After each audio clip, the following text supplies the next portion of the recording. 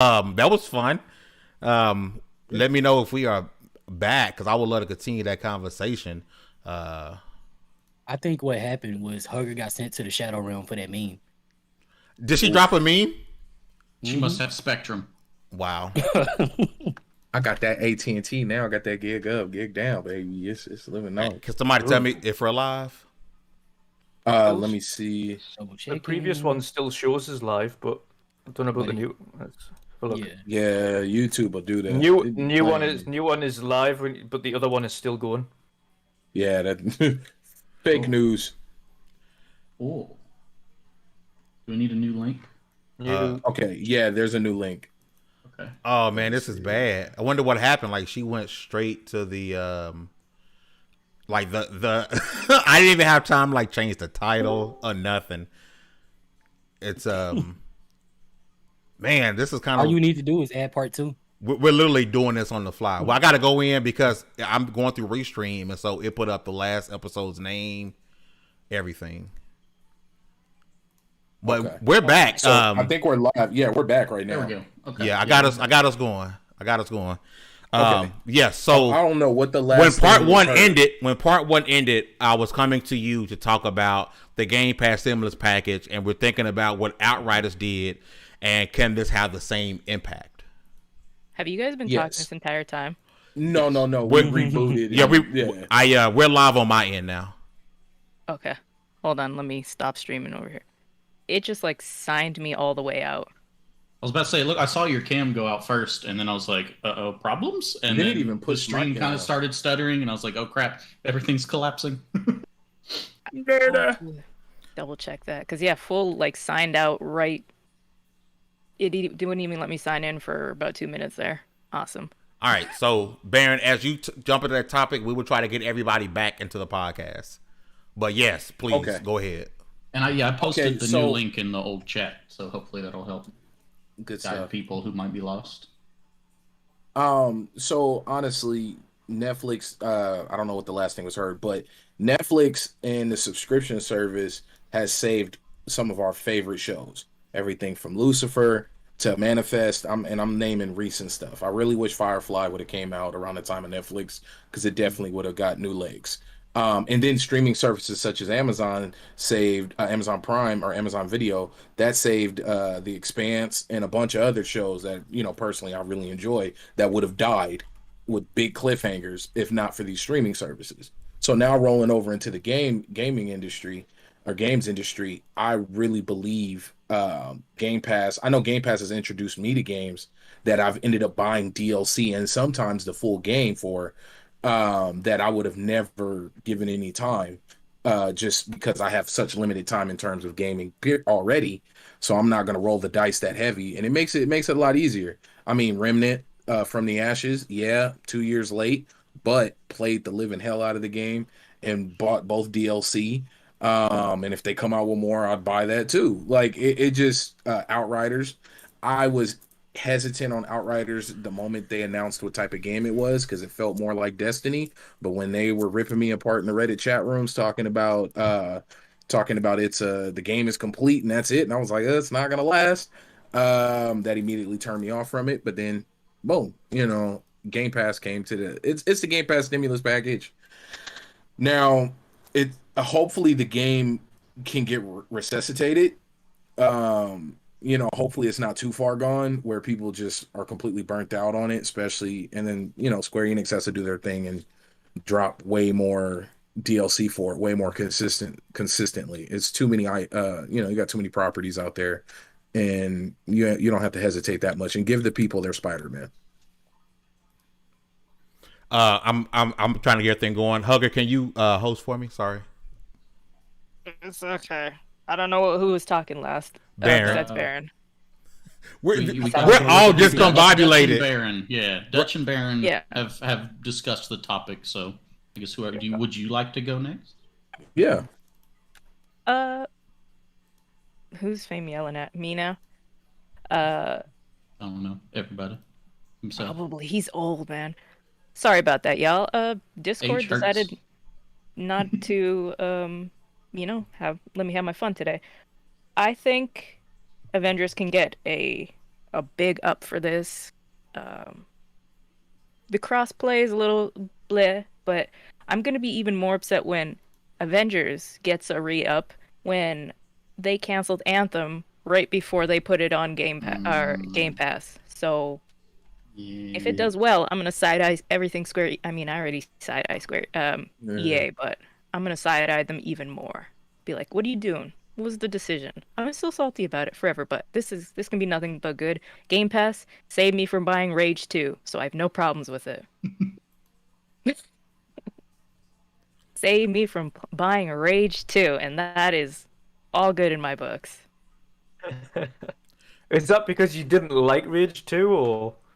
I think Rage 2 marketed itself more than it turned out to be. Like, I like the marketing, it was cool, but then I played the game and I was like, oh, so you're trying to be like a Doom on crack. So I think it was me, it's Doom on crack.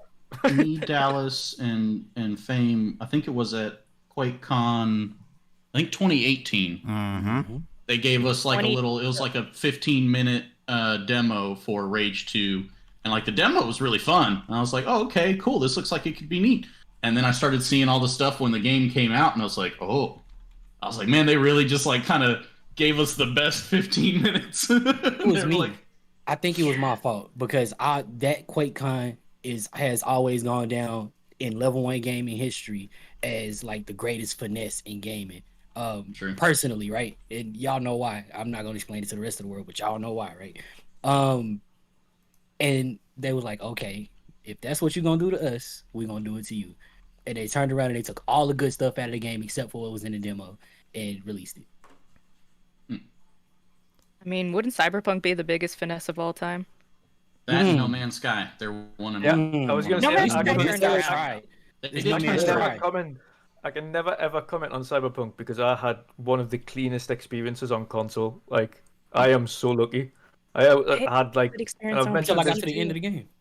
I mentioned this before. I've had like the worst bug I had was your typical GTA like car clip bug where it just sinks into the floor. Yeah. I'm like, well, I've seen that like for decades. Like, this is nothing new to me. For me, even once I like got it kind of running pretty stable on my PC, and like I figured out how to make it stream okay because it was getting weird frame issues, even though it was running fine on my PC itself. It randomly decided that trees would like I could see trees through the entire map. Like I would see all of the trees populated, like no matter where they were on the map, they'd just be showing through everything, and I'm like, I guess this isn't as bad as some people got it. So, Have you seen the video where the ocean disappeared? Like the guy went to jump into the water and like he died. He took fall damage. Because my favorite is when you speed in the cars and then you exit and you just stand there. You don't fall out of the car. You just and driving doesn't feel good in that game. It's like they don't understand that motorcycles lean to turn. You feel like you're trying to turn a bus. And there's no wheelies. Anyways, that's so for me. It was I don't want to derail thing. Sorry. Everything else was fine. The driving thing, and then I didn't really. It was mostly fine until my second playthrough. And then I started noticing that every NPC had like a triplet walking around. Oh yeah. I think if Final Fantasy 14 can get a rebound, and Phantasy Star Online can get birthed into the modern age, Avengers is gonna have no problem on Game Pass. Black, thank you for bringing it back. Sorry for kind of sidetailing us there for a bit. On the topic of Avengers, I was actually really surprised to hear this Game Pass news because in my mind up here, I thought it was always on Game Pass. Because when it came out, I got it, and it took me a while. Like I had to sit there and think about this for like a solid hour and a half to try and remember why. I was like, why did I think it's on Game Pass? I got a code for the game through this Verizon rewards thing because I have Verizon as my phone provider. And that was one of like the bigger giveaways they had. Like every month they do like super giveaways or whatever if you're a customer. And that was you get a free code for Marvel's Avengers. So I got it for free. And like that's when I really had to sit back and I was like, man, people paid for that. That's kind of harsh. So the launch instabilities and kind of crashes and bugs and stuff that they had withstanding, like those kind of got ironed out. I want to say relatively quickly. They did okay with that. Again, bummer that they had them to begin with, but if you get it wrapped up neat and tidy quick, we can usually kind of forgive and move on from that. The campaign itself, like Dutch was saying, I enjoyed. I thought it was a decent campaign. I had fun with it.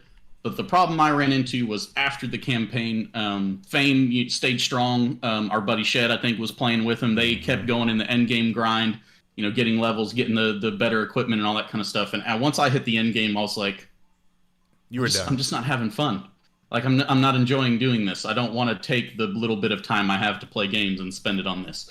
And there were a couple different factors for that. Like, I wasn't really feeling the combat. The grind didn't feel very rewarding to me either. And I played a bunch of Destiny 2. I've played MMOs. I'm not a stranger to the grind. I think I said this on the last show I was on. When it comes to RPGs and stuff, I'm the guy who spends 2 hours in the first zone farming the level 1 guy so that I'm overpowered by the time I get to the first boss. Like, I'm a fan of grinding, but it's got to feel good. It's got to feel rewarding. It's got to feel like my time is being well spent. And I didn't get that from Avengers. So with this coming to Game Pass, especially the tantalizing option to now have it on my PC and move my save over, I probably will give it another shot. The quadruple XP thing, for sure, is a big enticing thing as well to kind of help catch up. But it sounds like a lot of improvements have been made, so I'm not so disenchanted with the game that I never want to play it again, but it did lose its light for me back when I played it originally. So now hopefully things will be better. Dallas, you on Xbox now? Oh, so we ain't never done that before. My bad. Let me go ahead, sis. We all went the same time. Because we all got Avengers is a weird game, but I usually don't read Steam reviews, but I did just pull up the Avengers one, which it is still, and Dutch can probably agree to this, it's still $80 here in Canada. Oh, awesome. Usually I don't read reviews, but the first one caught my eye. It's a not recommended review, and usually I don't pay attention to those, but this person has 652 hours in this game. Yep. So I kind of gotta be like, okay, they know what they're talking about. I love the meme with Steam reviews where it's like, don't play this game, terrible, I hate it, 8,500 hours on record. Right? Did you? Like, this was posted September 16th. At the time, they had 644 hours, so they played for another 10 hours after that. I'm like, are you okay? Someone who's not in a good place. Like, I hate this, but everything game. else sucks worse. So here I am. But you know what? I'm the same with Red Dead. So I hate that game, but I'm gonna play the online mode like nobody's business. So I'm bad, just as bad. Not 600 hours bad, but damn. Dallas, are you jumping back in? You jumping back in, hours. Dallas? Yeah. So as far as Avengers with me, like, I liked the game. It was cool. Like, I didn't feel cheated out of my $60. Because I did get it day one, like so many other sad nerdy fools. But so I played, I liked it, I had my fun. Like y'all said, the story was decent. And I didn't even really mind the grind at all. And whenever it got repetitive, because the one thing that I felt was too repetitive was clearly the enemies. Yeah. Like, I got tired of fighting too many aimbots. I got tired of there being 3 bosses, and one of them being just another aimbot. So it got kind of dumb after a while. But I mean, if that ever happens, you go off and you play something else, and you come back later if you feel like it. My issue is the disrespect, the massive amount of disrespect in giving us Kate Bishop and then dropping Hawkeye right after. Yeah, that bothered me too. That's kind of jacked up, yeah. Like, yeah, that's really my only gripe. If you ever hear me complain about Avengers, like there was these bugs in the beginning. I come across far fewer of those. Like after whatever patch that was that came after, right? If you hear me complain about the Avengers, 99.9% of the time it has something to do with 2 things. The fact that we got Archer after Archer, and I'll still not stop complaining about that, and they'll never live that down if you ask me. And the other thing being the characters release, the DLC just releases so slow. It's a freaking snail's pace. And I feel like if you were going to keep the game alive for the player base that's still there, who you owe because they love you and nobody else does. Sorry, hate to say it, but there needs to be a higher frequency of characters being released, especially considering there's going to be a gap between Spider-Man and whoever else gets released. Yeah, to that point as well, it's not like they have like a lack of material to pull from. Like you're not having to create these characters out of thin air. Like you have Marvel's entire character base to be like doing. And you remember when the game was data mined and they read off all the characters. Like there was a whole list of characters that they intend to be in the game at some point. And literally anybody would have been better than not dropping Hawkeye and then somebody else. Or Hawkeye and Kate Bishop together. Yeah, I know I'm going back. Yeah, like the same person. Yeah, back to back. It's the same hero. They did. It was irritating. He's right. It was frustrating. But like I said, luckily for people who are being blessed by the Game Pass stimulus package tomorrow, you get to play, all 3 expansions. And I'll be with you guys with the War for Wakanda tomorrow. I'm going to start my Black Panther with quadruple XP. And for those who diehard PlayStation fans, who want to support, was it Mike Judge? Somebody correct me if I'm wrong. The dude that made Kratos. The dude that voiced Kratos. Chris Judge. Yeah, he's the voice for T'Challa. So definitely go check it out. But I'm happy, man, it's on Game Pass. Game Pass is saved. It has, I don't want to say saved a lot of games, but it made a lot of games more known than what they've ever been. It made Outriders 95% more successful than it would have been. Because I'm sorry, you want to piss me off? Bring up Outriders. The time I put in that game and they put no content in it. Had I paid $60 for that game, I'd be pissed. Thank you, Phil Spencer, and thank you, Game Pass, because I'd been upset had I spent $60 on that game, right? So as I transition, and speaking of Xbox and Phil Spencer, I posted a video today. If you guys haven't, please go back and if you haven't watched, please go back and check it out. And I talked about the almost fear-mongering that's going about as far as Xbox and its possible acquisitions, right? So I do want to go around the panel, and I want to start with, I want to start with you, Dutch.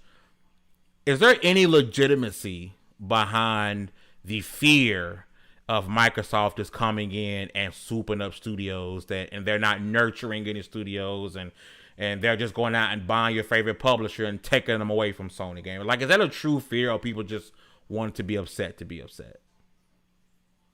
It's a fear for people who have an affinity and a love directly for a plastic box. It isn't a fear for someone who loves gaming.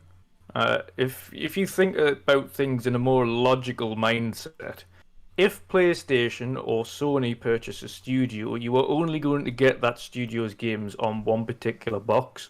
If Microsoft purchases a studio/publisher, you also get that game not only on one box, but then you get it on mobile, you get it on Steam, you get it on Windows Store, you get it on Epic Store, you get it on a multitude of PC devices. So the only place that misses out is PlayStation. Nintendo, really, if you think about it deeply, never ever miss out on anything that comes to next-gen consoles, because it's extremely rare that things have ever been onto Nintendo consoles in the first place. And Nintendo don't rely on third parties to make their sales. Their biggest sales have always been first party, and I'm talking like nearly 1-to-1 sales in some circumstances, if not at least 1-to-2. So they're selling 2 consoles and getting 1 game per console, and that you're talking like 30-40 million units for some of their biggest selling games, which is just insane. So it's the fear itself is more for what we class as fanboys, people that have a direct affinity to a plastic box and can't see outside of that. If it's not coming on my particular favorite plastic box, then it's wrong. But these same people don't complain when it's their own. Fortunately, we've seen today a few, including forgotten the name of the guy, the previous director of God of War, who's been a YouTube creator since. I've forgotten his name. Is it Jaffe? Yes, David Jaff. Jeff, yeah, there we go. He put a little teaser, tease post on Twitter earlier on, because PlayStation have acquired a new studio today. In fact, 2 new studios, because a studio that they purchased has also purchased a studio. Oh wow! Studio Inception. But he put a post up saying, I don't know whether or not to be angry. Where's the checklist for acquisitions? Is it? What am I meant to be angry at? Am I meant to be happy? Am I meant to be angry? What's going on here? Is it hypocrisy if I'm happy about this? But no, it's silly. It's silly. To be honest, if Microsoft gets something, it's going on multiple platforms. It's going to more gamers. The thing that, and I know which one people are speaking of specifically, and I'll mention them because I'm not going to throw shade their way. But the PlayStation podcast, Sacred Symbols, with Colin Moriarty. It was theirs that sparked that debate originally because they said it would be heinous if Microsoft continued to invest in studios and take them away from others. To be honest, I'd have more fear if Tencent or a big conglomerate that didn't have their own box was starting to purchase something that didn't have a foothold, an actual foothold within gaming. That's a concern. You've seen others that try to bring a box out, unfortunately not hit the same strides, and that is a shame. Again, Stadia tried to do something different, found out it was far too difficult to make a very quick dent in that particular sector, and quickly backed out. Of course, not completely. They're still supporting it to a point, but nowhere near the same level they initially envisaged. The whole monopoly thing is completely irrelevant. In terms of actual studios in the world, you're talking there's 5,000 developers and 6,000 developers and about 525 publishers worldwide. So if Microsoft swallowed up 2 or 3 publishers and 10 studios, you're not even making an iota of a difference on the landscape of gaming. The problem they've got is that people see titles that they're accustomed to and they say, no, well, I really like Grand Theft Auto. How can you keep Grand Theft Auto from 150 million users? Well, you're not. If you really, really like Grand Theft Auto, you pay $10 and you can play it on your phone. Yeah. It's not gatekeeping. Like, you're paying. It's actually saving you money. Like, you would pay $60. You now pay $10, and you can play it on your phone, in the car, at work, wherever you want to play it. You can put it on a browser on your computer. There you go. You don't even need a supercomputer to play it anymore. Play an OG Xbox One. Go up and pick up a really old brick Xbox. The app is coming now. It's currently in there for insiders. You can literally stream Series X games on there. So if you really want to play that game, $10 a month. Simple. You're not if you're that bothered about the game, that is not going to stop you from playing it. It's as simple as that. It's just, unfortunately, it's just the landscape you're in. The louder, should we say, the louder minority, unfortunately, cloud the majority. The majority of casuals really don't care. They couldn't care. I've spoken to a lot of casuals as well in terms of PlayStation exclusives and Xbox exclusives. Both sides, you speak to them about that, they could not care less. It's all about the third party. They're talking about, like, oh, well, when's FIFA coming out? Like, if someone swallowed up EA, that would be a different story. Oh, man. The riots in the streets. Whole different story. Whole different story. Someone swallowed up EA, because then the casuals would be like, well, what do you mean I can't play FIFA on the PlayStation? Or what do you mean I can't play it on the Xbox? Well, the Take-Two rumor would have that effect with NBA 2K. Because that's a casual... NBA 2K, Madden, FIFA, those are the games that most casual gamers play, right? Casual. And so, if let's say the Take-Two rumor was real, then I think you get riot in the street because what do you mean, I have to go buy an Xbox, use it on my phone. I can't play my 2K that I buy every year on PlayStation. What do you mean I can't do it? That'll piss a lot of people off. Yeah, I can't waste $60 on Madden and stop playing it after a week because it's the same crap that I paid $60 for last year. Wow. I would. Like I say, if someone really, this is just me though, and again, everyone's got their own opinions, but if you really, really love a game or a series, is something like being on a different platform going to stop you from getting it, or is it going to entice you to buy that platform? And at the end of the day, purchases like that are designed to entice you to buy a platform. You don't go out and buy a studio so that you can just continue to put it everywhere and not get people onto your platform. The reason they got Bethesda wasn't just down to the relationship, it's because they have a portfolio that brings people in. Whether or not they've been a buggy mess for the last 5 years is an entirely different story. But they still put out some really, really good titles. You've seen that with Arcane. Deathloop's kind of... It's a weird one. It critically did really well, but then gamers started playing it, and it was a 50-50. It was a complete, yes, this is good, or no, I dislike it. There was no middle ground. It was like, hate it, love it. It was a really strange one, but critically did amazing. Again, Doom Eternal and Doom, both of them, unbelievable games. Like, so good. The music, the artwork, the graphics, the gameplay, it was absolutely on point throughout. But then you've got to have that throughout the entirety of Bethesda, and I think that's one thing that Microsoft will help them with, is get a little bit more polish.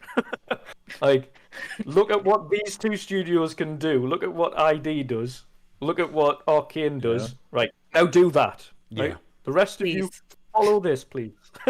Don't have Elder Scrolls 6 have the same bugs as Skyrim, please. God, yeah. You know what I think is going to really help, really help Bethesda, specifically being in Microsoft now, is previously Bethesda were out on their own and doing their own thing, so the timescales at which they dropped games relied on depending on when other games that they had development dropped. Because they're in now a portfolio of 25 other internal studios, 35 teams in total, they've now got the ability to say, right, okay, well, we have a game coming out. We've got Starfield coming out next year. But Microsoft have already, Xbox and their internal studios have also got this, and this coming out next year. And then after the year after, they've also got this, and this. So we've got a little bit of breathing space. So we can push out our next game, this here, and make sure it's got a bit more polish.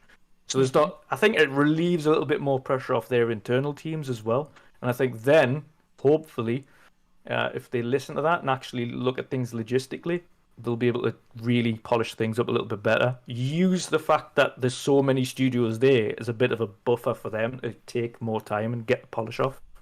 That makes sense. Baron, I do want to come to you and ask you, because a part of the conversation about the Xbox, people's fear of Xbox accumulating more studios, is also that they've never nurtured a studio. People are not giving them credit for, Halo, and not even nurtured a game, a franchise. They didn't give them credit for Halo, right? Because Halo was a different concept before they made it to what it was today, right? So they're using that argument to say, well, if Microsoft continues to buy these studios, they're going to just let them lay waste, because look what they do to studios. Look how they made Bungie. Look what they did to Rare Replay. Any thoughts or buying into that notion that the fear comes from them never nurturing their studios? You know what? I'm gonna be 1,000%. Xbox needs to just go ahead and just take one of these studios and legit just mirror what PlayStation does. Do a third person over the shoulder, heavy story. One studio takes Microsoft, that on. Hellblade? No. Hellblade was AA. Hellblade 2 needs to be the AAA. That's what I'm saying. Yeah. Hellblade 2 could be that game. That's the model, right? Really third person over the shoulder. Yeah, that's third person over the shoulder, heavy narrative, crazy cinematic moments, memorable, seriously memorable moments. Because I think we talked about it here before. I know for me, I will be honest, most of my big gaming memories from the past, like crazy moments that I can think of, they fell on PlayStation. Whether it was fighting Big Boss, in Metal Gear Solid, Metal Gear Solid 3, whether it was, I can really just go down, and a lot of the times those games fell in PlayStation. But funny enough, you go look at the hours played, I usually spend a lot of time on Xbox. But back to your point, I really think it would hush up a lot if they just took, because they got enough studios now.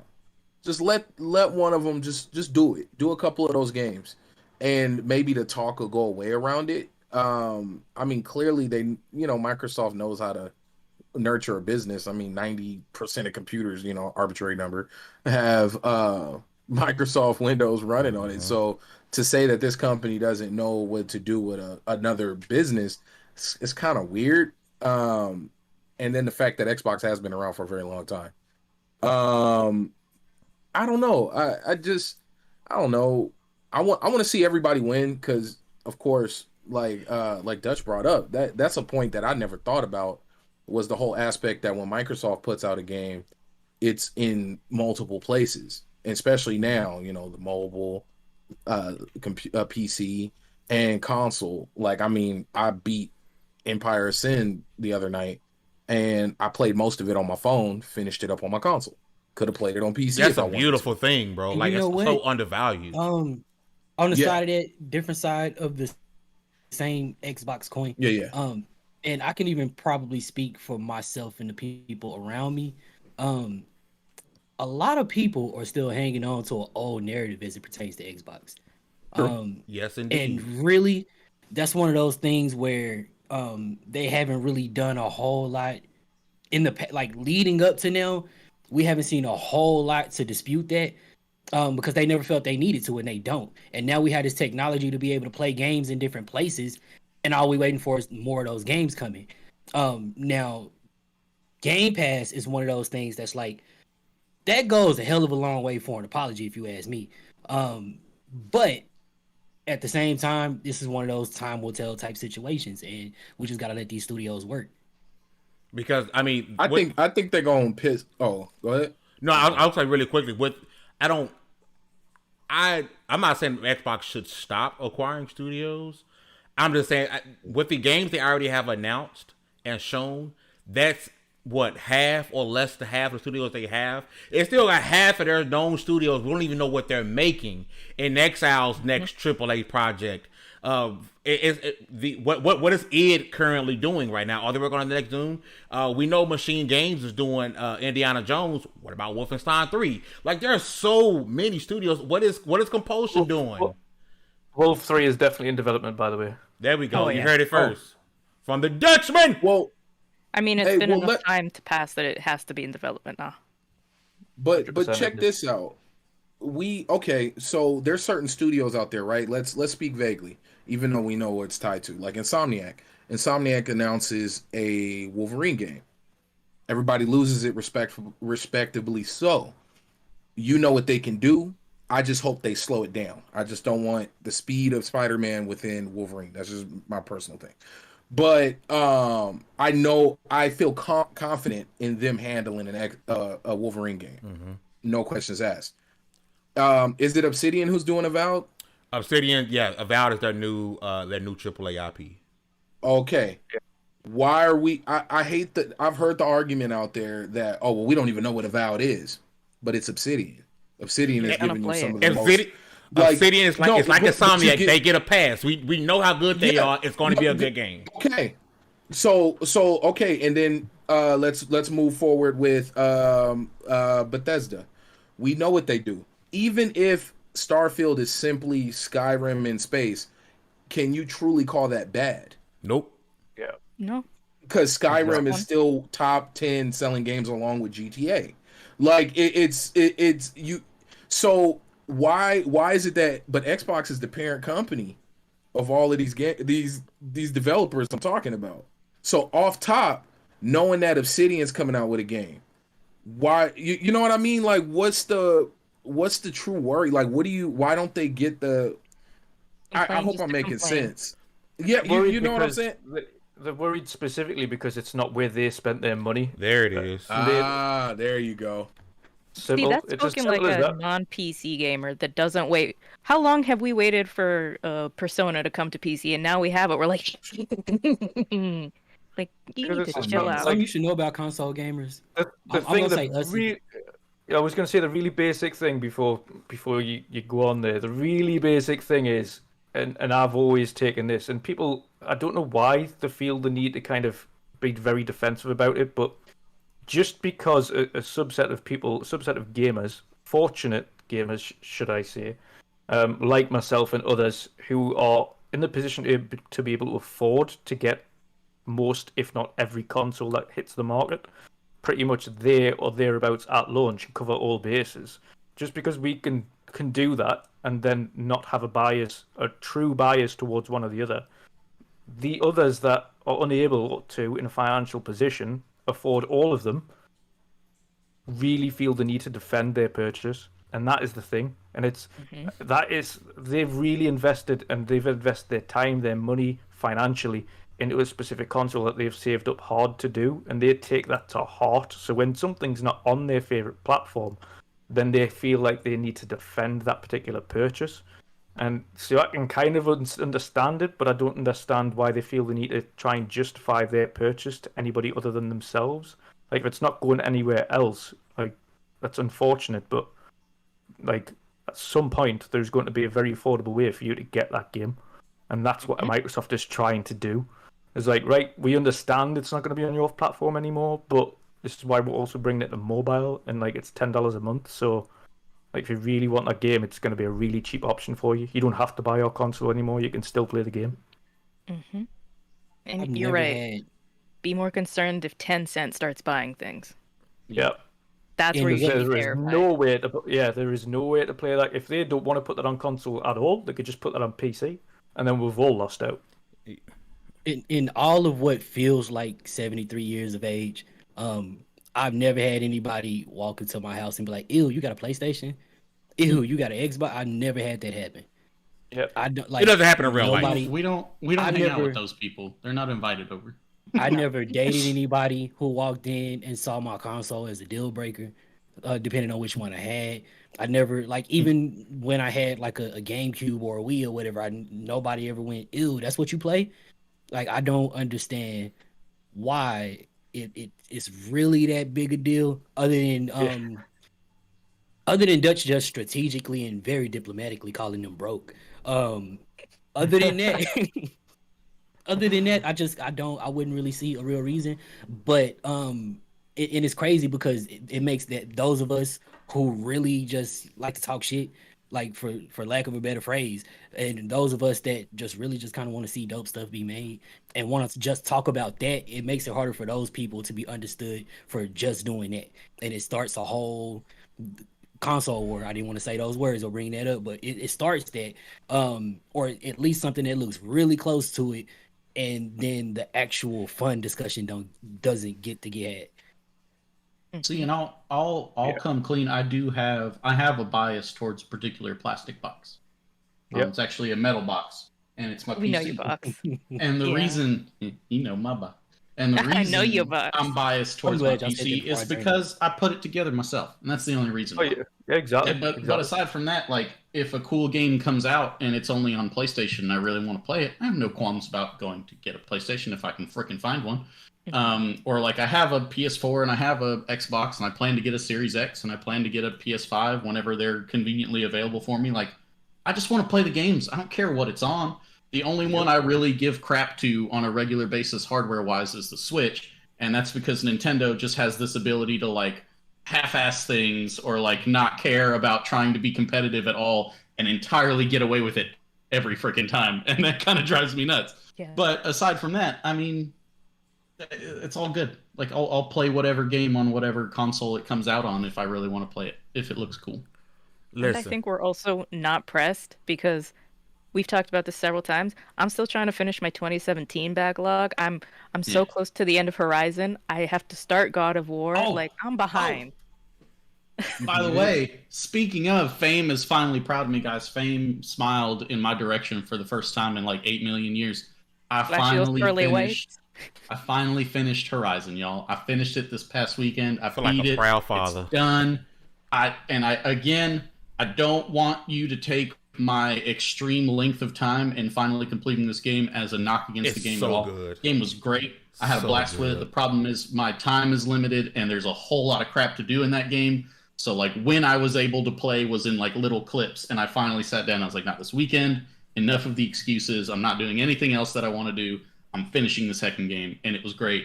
And I'm looking forward to Horizon Forbidden West. I'm proud of you. I'm so happy because Forbidden West, I don't have a PS5 now, right? Not because I don't want one. It's because they're almost impossible to get. Because you're not Chocolate. Yeah, and I'm not gonna pay. I'm not gonna pay a reseller, right? But listen. Chocolate was like, "How much you want?" All right. Listen to what I'm saying. I refuse to play Forbidden West on the PS4, right? I'm gonna say this part really quick for YouTube purposes. You can't say we didn't talk about it. The whole stop is kind of, and we kind of went long on other topics, but it's no big deal. Kena, which I will have the review up on level1gaming.com this Friday. We were able to get the review code before it released, but there were some issues, and so it's coming this Friday. Wanted to go around the room and talk about Kena for those who have played it. Dutch, have you got a chance to play Kena yet? I have not yet. No. I am actually picking it up on PC. I could pick it up on the PlayStation 4 Pro. I give up my PS5 at launch to somebody who wanted it a little bit more, so I've still got the Pro at the minute. But I'm going to be picking it up on PC because it will perform better there. It will, 100%. I've heard it's not optimized for PC though. Glorious Kev, who is still trying to get him on the team, Alex but he's like one of our resident PC guys. He's like, yeah, I can't play it. It's bad.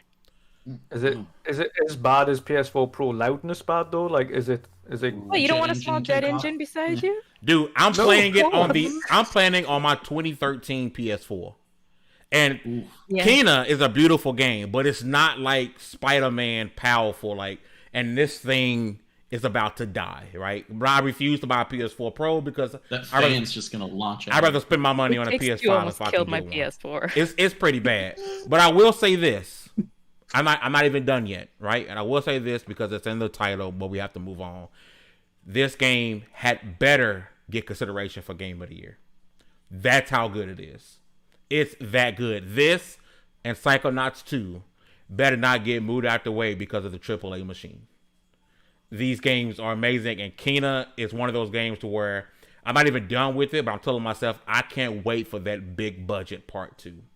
Like, I simply cannot wait. Now, listen, you guys know what we do at this time of the show. We go around the room and people give their suggestions what to watch and or play for this weekend. We typically go around the room and we leave the best for last, which is our guest. And Dallas said I always start with him, and that's because he's always in my top right corner, and I kind of zigzag around. So I'm going to do things a little different today, and I'm going to start with Citizen... he's not ready.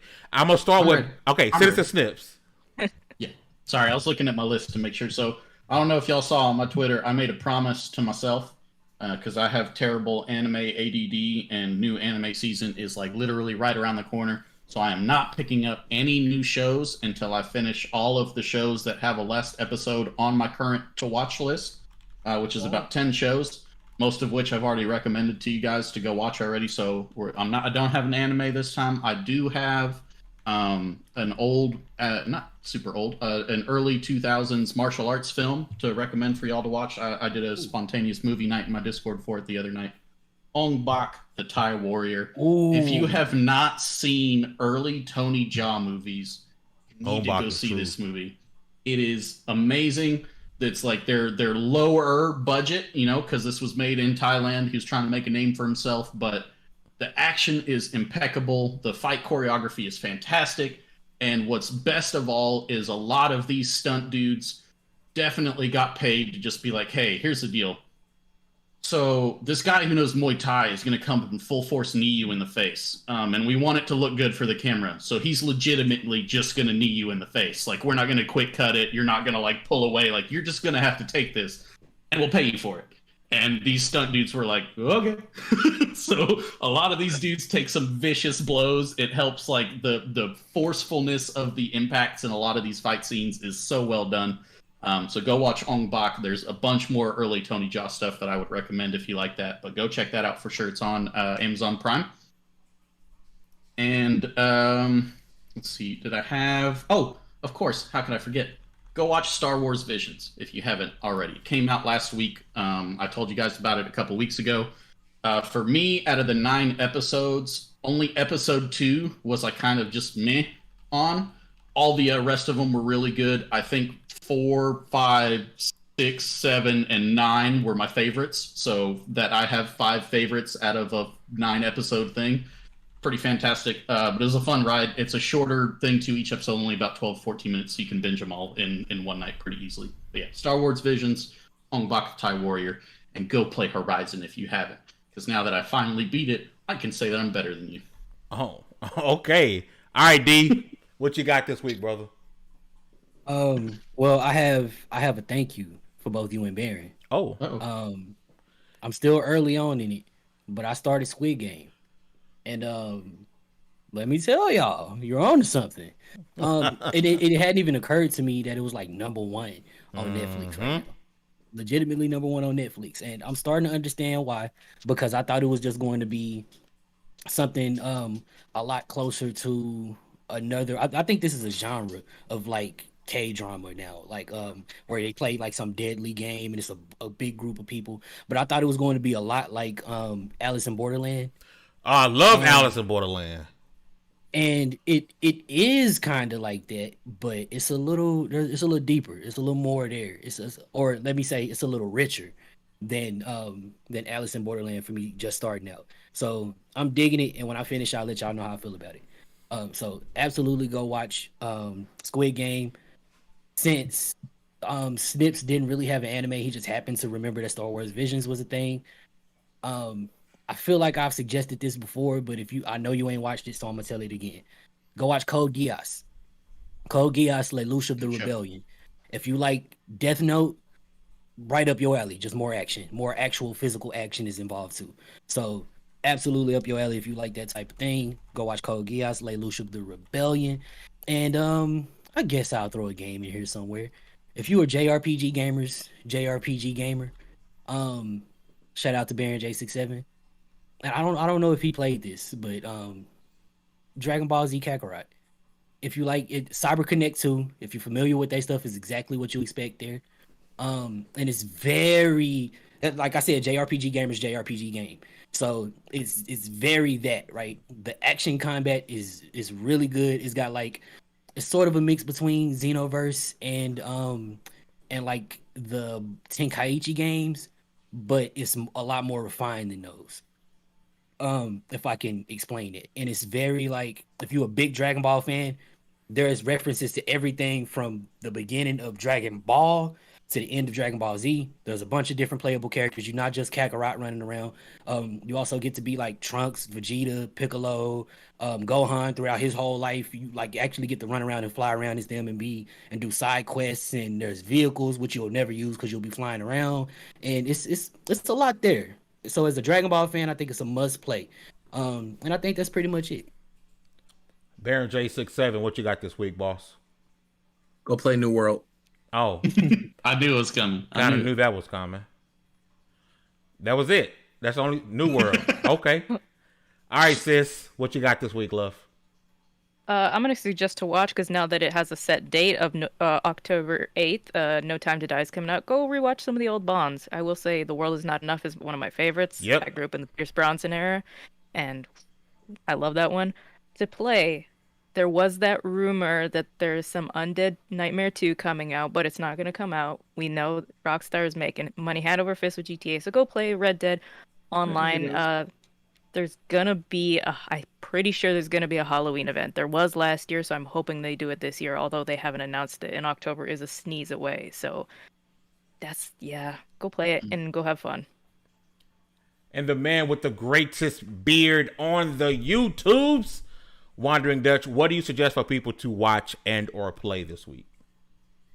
Yeah, if you haven't, I don't know why you haven't, but if you haven't, watch Vikings. Mm-hmm. Great show. He stars in it, believe it or not. That's true. Speaking of which, so Netflix is actually releasing a follow-up to that called Vikings Valhalla, which precedes Vikings. That was on Amazon. That's coming out very shortly. They've just released a trailer for it. But you also stole my suggestion, which was going to be Squid Games, which I watched pretty much back-to-back for and finished it. Awesome. I looked at it and I seen the trailer for it and I was like, this just looks really strange, but it looked really interesting at the same time. So I just watched it. And actually, the twist near the end, I didn't quite expect either. So it's really good to watch. Definitely jump on that. Gaming wise, I'm just trying to catch up with a backlog, much like a lot of people. So I've just finished Psychonauts 2. If you haven't already played that, 100% recommend it. It is currently my game of the year. Love The Artful Escape. If you haven't tried that, at least try it. It's not for everybody, but it's an experience more than a game. Put some headphones on, relax, go through it. It's some awesome music, really cool art style, good little story. just sit back and relax. It took 3 hours 50 minutes, and I 1,000 the game. So nice short game if you just want to sit back and chill for a bit. Okay, all right. You know, Psychonauts 2, I need to finish that. I started playing it and I got distracted with other games, but I definitely need to go back and check. But Artful Escape, I keep hearing about it. I need to check that out. Like, you can just sit back and chill. See, that might be a reason for me to just hop on my couch with the Series S and just kind of just chill, put some headphones on. I'm about to check that out.